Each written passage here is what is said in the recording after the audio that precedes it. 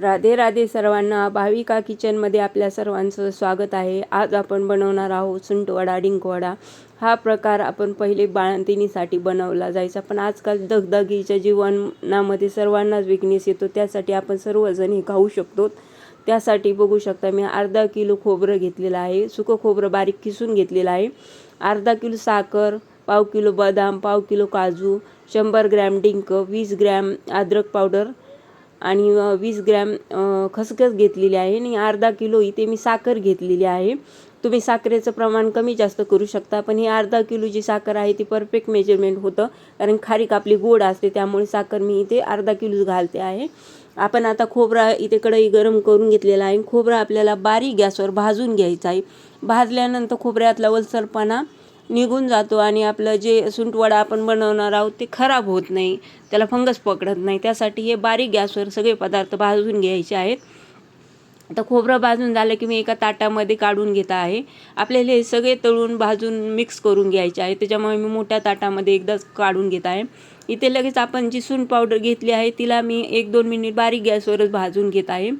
हे लगेच मी भाजून झाल्यानंतर इथे आपण खसखस घेतलेली आहे. खसखस पण आपल्याला लगेच भाजून घ्यायची आहे.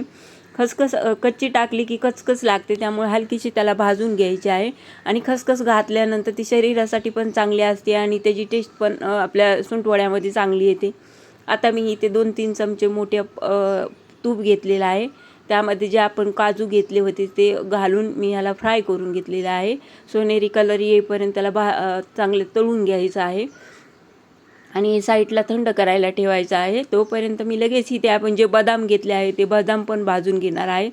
तुम्ही नाही भाजले तरी चालतात, पण भाजल्या आपण जे तळून घेतलेले आहे त्यानंतर सुंठवडा आपला जास्त दिवस टिकला जातो आणि टेस्ट तुपात तळल्यामुळे त्याला टेस्ट पण चांगली येते.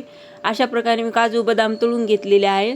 आता आपले बदाम तळून झाले की मी इथे लगेच मनुके तळून घेतलेले आहेत आणि मनुके तळून झाले. आपण जे उरलेलं तूप आहे ना, त्यामध्ये मी इथे अर्धा किलो जे आपण खारीक फोडून घेतलेली आहे, याच्या बिया सगळं काढून घेतलेलं आहे. ते आपल्या बारीक गॅसवर भाजून घ्यायचं आहे. भाजून घेतल्यामुळे काय होतं, आपल्या मिक्सरच्या जारमध्ये निघलं जातं, नाही तर मिक्सरचं आपलं जार खराब होतं. त्यामुळे आपल्याला हलकंसं त्याला तळून घ्यायचं आहे, त्याच्यामुळे ते थोडंसं पटकन निघलं जातं. इथे लगेच आपण काय करणार आहोत, ते काजू बदाम खारीक थंड होईपर्यंत आपण साखर मिक्सरच्या जारमधून काढून घ्यायची आहे. तुम्ही जरी अखंड शुगर पावडर घातली तरी चालते, पण मी इथं मिक्सरमधून काढून घेत आहे. साखरेमध्येच मी 5-6 वेलची घातलेले आहेत आणि आपण जे खोबरं काढून घेतलं होतं ताटात त्यामध्ये मी इथे साखर घेतलेली आहे. माझं परफेक्ट मेजरमेंट असल्यामुळं मी तेवढी साखर घातलेली आहे. तुम्हाला कमी जास्त करू शकतात. आपण इथं डिंक तळून न घेता असाच घातलेला आहे. असा डिंक घातला तरी आपलं काय कचकच लागत नाही किंवा दाताला चिपकला जात नाही. तो मिक्सरच्या जारमधून बारीक करून घेतलेला आहे. इथे तुम्ही 100 ग्रॅमच्या ऐवजी 200 ग्रॅम पण डिंक घालू शकतात. इथे लगेच आपण काजू बदाम जे तळून घेतले होते ते थंड झालेलं आहे. आता हे पण आपण मिक्सरच्या जारमध्ये काढून घ्यायचं आहे. याची बारीक पेस्ट करायची नाही आपल्याला, थोडंसं आबडधोबडच ठेवायचं आहे. बघू शकता मी थोडंसं आबडधोबडच ठेवलेलं आहे, त्यामुळे खाताना आपल्या दाताला चिपकत नाही किंवा ते टेस्ट चांगली येते. आता आपण जी खारीक पण लगेच ह्यामधून काढून घेणार आहे. तुम्ही अशा प्रकारे एकदा सुंठवडा डिंकवडा करून बघा, खूप टेस्टी लागतो आणि सगळ्यासाठी उत्तम असा पौष्टिक पदार्थ आहे. उन्हाळ्याच्या दिवसात जेवण कमी जातं, त्यामुळे आपल्याला थकवा येतो. दगदगीच्या जीवनामुळे आपण स्वतःकडे लक्ष देत नाही. अशा वेळी आपण एकदम करून घेतलं किंवा थोडं थोडं डेली आपण जर हे खाल्लं तर स्त्रियासाठी, जेंट्ससाठी किंवा लहान मुलांसाठी खूप चांगलं असं पौष्टिक असा पदार्थ आहे. त्यामुळे एकदा करून बघा तुम्ही.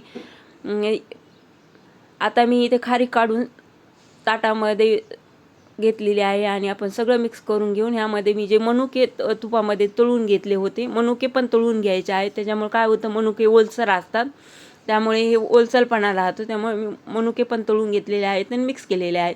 अशा प्रकारे आपला सुंठवडा डिंकवडा तयार झालेला आहे. अशा प्रकारे आपण खाल्ला जातो. त्यामध्ये 2-3 चमचे तूप घालून एका बाउलमध्ये घेऊन तो डेली खाल्ला जातो. अशाच वेगवेगळ्या माझ्या रेसिपी आवडत असतील तर लाईक करा, शेअर करा, सबस्क्राईब करा. धन्यवाद.